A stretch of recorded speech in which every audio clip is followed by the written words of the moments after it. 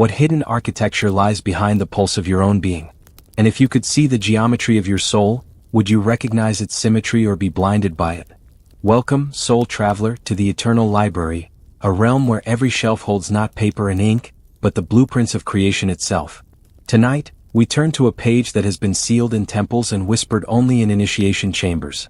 The secret geometry that shapes not just the world around you, but the invisible corridors of your consciousness. This is not the geometry of rulers and chalkboards, but the living language of the cosmos, a script written in circles, triangles, spirals, and ratios so perfect they echo in galaxies and seashells alike. The ancients did not discover these patterns. They remembered them, for they are woven into our very being.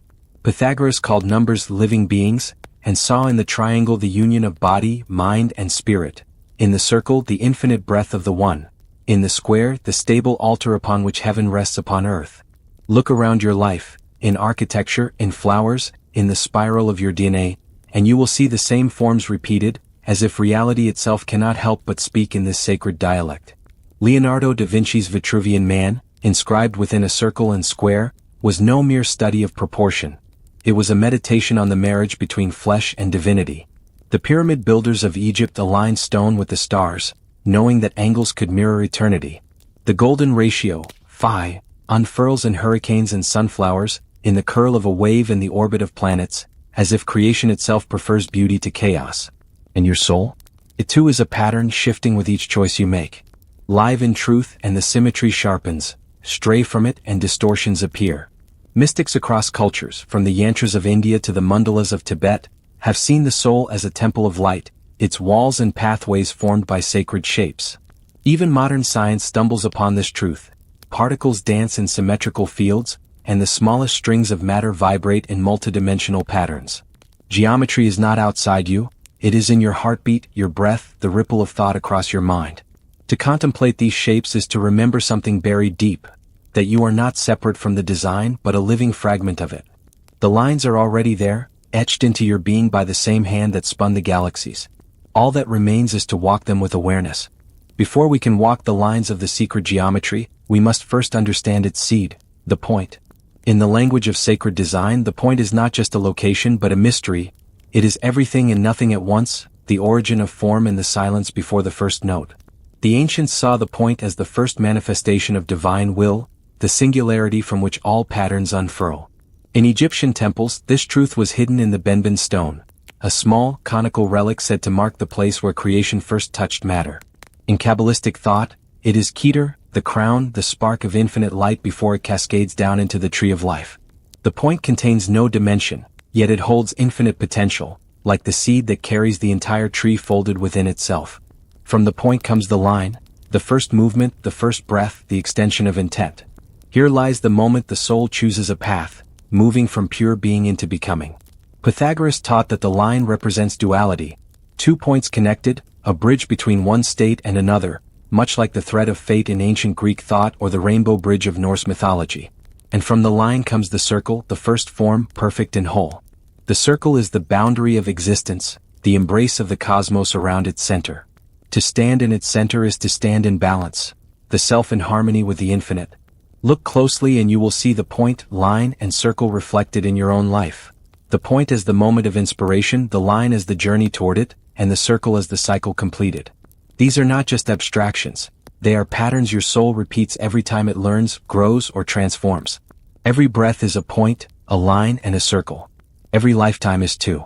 And when you begin to see these shapes not as mere drawings but as reflections of your own spiritual architecture, the world itself begins to look less like random chaos and more like a perfect map, a geometry you have been walking all along, even when you didn't know it was there. From the circle emerges a form that the ancients revered as a holy key, the vesica piscis, born when two circles overlap so that each center rests upon the circumference of the other. At first glance, it seems simple, yet its proportions hide the blueprint for creation itself. In this almond-shaped space between the circles lies the seed of the flower of life, a lattice that mystics from Egypt to China claimed was the very matrix of reality. Within its curves, the golden ratio is born, the same proportion that guides the unfurling of a fern, the spiral of a galaxy, and the proportions of the human body. Pythagoras and his initiates used the vesica piscis to construct equilateral triangles, understanding it as a portal between the finite and the infinite, the overlap of heaven and earth. Christian iconography adopted its shape in the aureoles that surround saints, hinting at the meeting of divine and mortal. In Gothic cathedrals, masons carved it into arches and windows, embedding geometry into stone so that even the architecture could teach those who could read its language. From here, multiplication of circles creates the flower of life, sixfold symmetry radiating outward like a frozen hymn. The Egyptians inscribed it upon the walls of the Temple of Osiris at Abydos. Leonardo da Vinci studied it obsessively, breaking it down into its components to understand the forms hidden within. And here is the hidden truth. Your soul, too, contains its own vesica piscis. Every time two aspects of yourself, your shadow and your light, your desire and your duty, come into alignment, a new space is formed between them, a fertile ground where transformation can take root.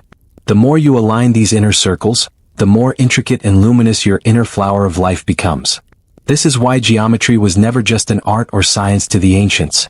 It was a spiritual practice, a way of reshaping the self to mirror the harmony of the cosmos.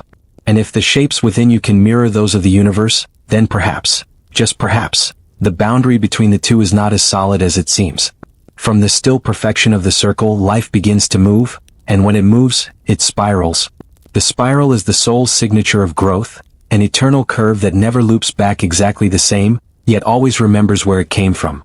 To the ancient Celts, it was the triskele, the triple spiral etched into stones older than recorded history, symbolizing the endless interplay of birth, death, and rebirth. In Greece, the philosopher Plato hinted at a cosmic spiral in his description of the universe's world soul, a living entity whose motion resembled the coiling of a serpent. In nature, spirals appear in the shells of nautiluses, in the unfurling of fern fronds, in the way hurricanes gather their force, and even in the whirlpool pattern of galaxies. This is the Fibonacci spiral, built on the golden ratio. A pattern so precise and universal that it feels less like an accident and more like a signature of the architect. In sacred traditions, the spiral is more than a shape. It is a path. The labyrinths of Crete, the medicine wheels of indigenous peoples, and the winding ascent of temple staircases all follow its rhythm, guiding the initiate deeper into the center, into the self. Walking a spiral path is an act of surrender to the journey, for you can see the center from the start, but you must take the long, winding road to reach it. And so it is with the soul. Each lifetime, each lesson, each turning point draws you closer to the core of your being, yet never quite in a straight line. The spiral teaches patience, humility, and trust in a process that may not make sense until you look back and see how each curve brought you closer to the center. Even your DNA, the very blueprint of your body, is a double helix spiral, as if nature wanted to remind you at every level that you are made to grow, to ascend, to unfold. Some mystics say that the spiral is the bridge between dimensions, a pathway for energy to rise without dispersing, the same pathway used in Kundalini awakening and in the upward flow of the Tree of Life's lightning flash. The spiral tells us, the journey is not linear and progress is not always obvious, but the pattern is perfect. And when you begin to recognize this pattern in your life, in your challenges, your returns, your expansions, you will understand that you are always moving closer to the center, even when it feels like you are simply circling the same ground. If the spiral teaches us that growth is never linear, the fractal reveals that the pattern of your soul is infinite. A fractal is a shape that repeats itself at every scale, each part a miniature echo of the whole, like Russian nesting dolls made of light and form. You see it in the branching of trees, where each twig mirrors the branch mirrors the trunk, and the trunk mirrors the roots underground. You see it in rivers splitting into tributaries, in lightning arcing across the sky, in the crystalline veins of a snowflake. The ancients, though they had no computers to plot Mandelbrot sets, understood the principle, as above, so below, as within, so without. The Emerald Tablet of Hermes speaks in fractal language, telling us that the structure of the cosmos is reflected in the structure of man. Mystics in India wove the same truth into their concept of the microcosm and macrocosm, that your inner universe is a mirror of the greater one. In Kabbalah, the tree of life is itself fractal. Each sapphira contains its own smaller tree which contains its own, and so on, into infinity. This is why a single moment of insight can transform a lifetime, change one pattern at the smallest level, and it ripples upward through the entire design. In the geometry of the soul, the fractal reveals that you are never separate from the whole, because the whole is replicated within you. Even your thoughts follow fractal behavior, one idea birthing another, each connected by invisible threads of association. Modern chaos theory, which studies fractals, shows us that even what appears random is often patterned when viewed from the right perspective. This is the paradox the mystics have always embraced, that chaos is simply order too complex for the mind to immediately see. When you look into your own life, you may find the same themes, the same lessons, the same challenges repeating, sometimes in small, subtle ways, sometimes in dramatic spirals. These are not failures of progress but the soul's way of refining its design at every scale. The fractal path is humbling, because it reminds us that there is no final arrival, no ultimate escape from growth. Every ending is just the seed of the same pattern at a higher level. And perhaps the most beautiful truth is this: in a fractal, no matter how deep you go, the pattern never breaks. Your soul's geometry cannot be destroyed, it only unfolds, revealing itself over and over, forever. At the heart of sacred geometry stands a family of forms the ancients revered as the building blocks of reality, the platonic solids. These 5 shapes are unique in the known universe. Each face is identical, each edge equal, each angle the same, embodying perfect symmetry in 3 dimensions. To Plato, they were not just mathematical curiosities but the very templates the demiurge used to shape the cosmos. The tetrahedron, 4 faces of equilateral triangles, was linked to fire, its sharp angles symbolizing the cutting, transformative power of flame. The cube, with its grounded stability, was associated with earth, the element of form and permanence. The octahedron, airy and balanced on a point, represented air itself, the breath of life. The icosahedron, composed of 20 triangles, was tied to water, its fluid symmetry mirroring the adaptability and depth of the oceans. And then there was the dodecahedron, 12 pentagonal faces, the most mysterious of all, connected to ether, spirit, the quintessence beyond the 4 physical elements. To hold these shapes in your hand is to touch the pure grammar of creation, for they are not inventions but discoveries, forms that emerge naturally when symmetry is taken to its highest perfection. In the soul's geometry, the platonic solids act as archetypes. Each corresponds to qualities and lessons that refine the self. The tetrahedron's fire burns away illusion, the cube teaches grounded strength, the octahedron balances the intellect, the icosahedron flows with emotion, and the dodecahedron invites transcendence. Ancient initiates meditated upon these forms not for intellectual amusement but to align their inner structure with the cosmos' own. Even in nature, these solids appear again and again, in crystals, in viruses, in the microscopic skeletons of plankton. They are the hidden architecture of matter itself, a reminder that the same forms shaping a snowflake also shape the structure of your own being. And when your soul's geometry resonates with these patterns, you do not just walk through the world, you walk with it, in harmony with the same blueprint that holds the stars in place. Light, though it moves too fast for the eye to follow, still dances to the rules of geometry. Every ray travels in a straight line until it meets resistance, bending, refracting, or scattering according to angles as precise as any architect's plan. The ancients knew this not as dry optics, but as a sacred truth. Light is the messenger of the divine, and its geometry is the pathway by which spirit enters matter. In Egypt, priests spoke of Ra's light striking the temple at dawn on solstice in a beam so exact it could only be the result of celestial alignment. In Gothic cathedrals, light poured through rose windows, stained glass mandalas, breaking into colors that turned stone into living scripture. Modern physics confirms what the mystics intuited. Light is both particle and wave, both a point and a pattern, a paradox embodied in the photon. And when light interacts with matter, it creates interference patterns, rippling bands of brightness and shadow that are themselves geometric in nature. To contemplate light is to contemplate consciousness, for many traditions hold that the soul is itself a form of light. The Kabbalists spoke of the Or Ein Sof, the infinite light, cascading down through the 10 Sephiroth like a prism scattering a pure beam into many hues. Sufis described the heart as a mirror that must be polished so it can reflect the light of truth without distortion. In sacred geometry, light is often represented by the star, multi-pointed, radiating equally in all directions, symbolizing both illumination and expansion. Your own consciousness behaves in much the same way. When clear and focused, it moves in a direct line, cutting through confusion. When scattered by fear or distraction, it bends and breaks into fragments. Meditation, prayer, and self-inquiry are ways of realigning the angles within so that the soul can receive and radiate light without interference. And perhaps the greatest mystery is this: light, whether physical or spiritual, always reveals the geometry already present. It does not invent form, it uncovers it. Which means the geometry of your soul has always been there, waiting for the moment you are ready to see it illuminated. Time, though we imagine it as a straight arrow, often moves in curves, loops, and repeating cycles. patterns as geometric as the orbit of a planet. The ancients understood this far better than we do today. The Mayans inscribed their calendars not as lines but as wheels within wheels, each turning at its own rhythm yet perfectly meshing with the others, marking sacred days and cosmic ages. The Hindus speak of the yugas, vast cycles of creation, preservation and dissolution, spiraling endlessly, like the great inhale and exhale of the universe. Even in your own life, time rarely feels like a straight path.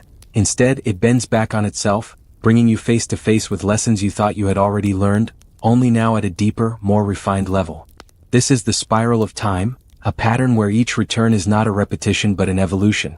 In sacred geometry, time can be mapped as a series of concentric circles or as the golden spiral itself, each turn representing a stage in the soul's unfolding.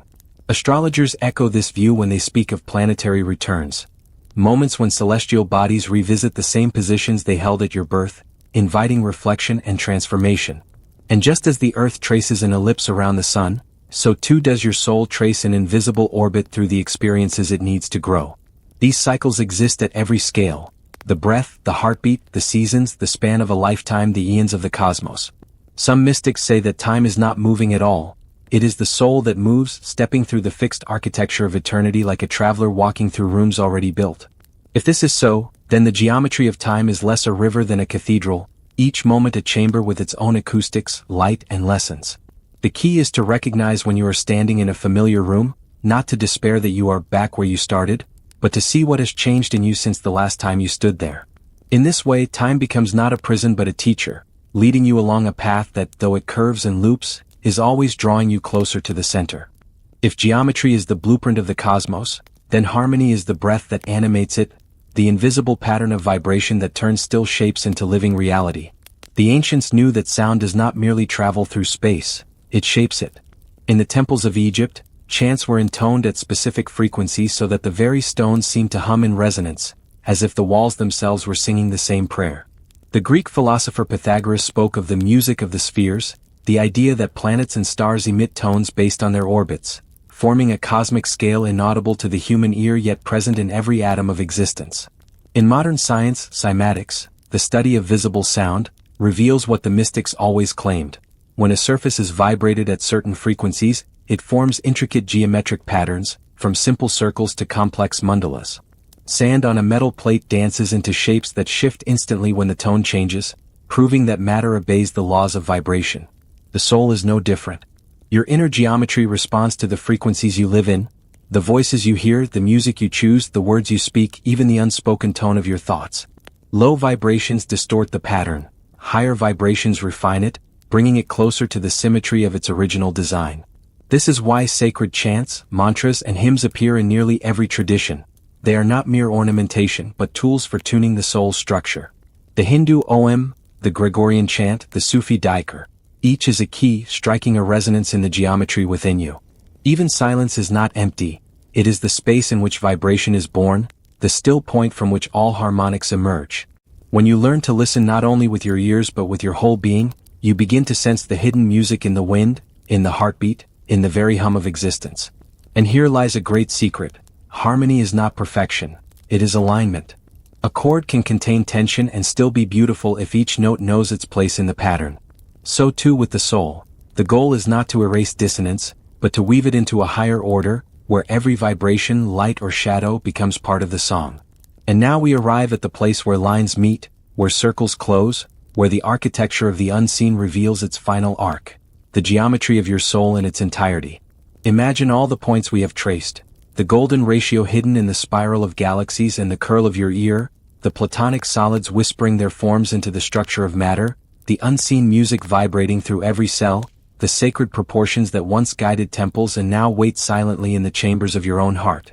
These are not separate mysteries. They are one tapestry woven across dimensions, each thread pulling the others into place. You are both the map and the traveler, the temple and the priest, the question and the answer. The soul's geometry is not static. It shifts with your choices, expands with your awareness, contracts with your fear. Every thought you entertain is a chisel stroke on this invisible sculpture. Every act of love, a perfect arc in its design. Some traditions say that at the end of life, your soul's pattern is laid bare, shining like a mandala, and that the clarity of its form determines where your next path leads. Whether or not this is literally true, the metaphor is undeniable. How you live shapes what you are becoming. This knowledge is both liberating and dangerous. For once you see the blueprint, you can no longer pretend you are merely a product of chance. The ancients built their temples according to cosmic law so they could stand for thousands of years.